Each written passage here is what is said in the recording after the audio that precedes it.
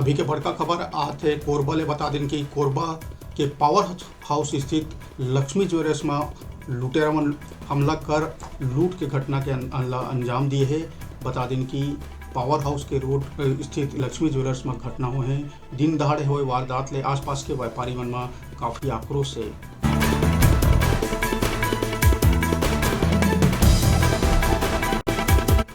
Lakshmi jewellers के संचालक ऊपर दुकान में घुस के जानलेवा हमला घलो करे गई। हमला कर बाद लूट के घटना ला अंजाम दे मौका ले डेरा मन फरार हो गए, जिला लेके आसपास के व्यवसायी मन आक्रोशित है।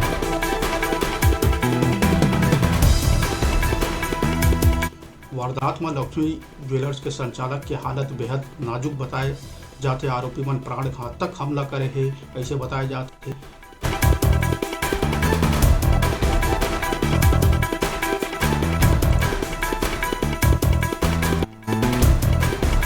तो कोरबा में दिन दहाड़े लूट के घटना आगुआ है। बता दें कि पावर हाउस रोड स्थित लक्ष्मी ज्वेलर्स में लुटेरा मन धावा बोल दहीन, ओकर संचालक ला ऊपर प्राणघातक हमला करीन और लूट के वारदात ला अंजाम दे के वहाँ ले फरार हो गए।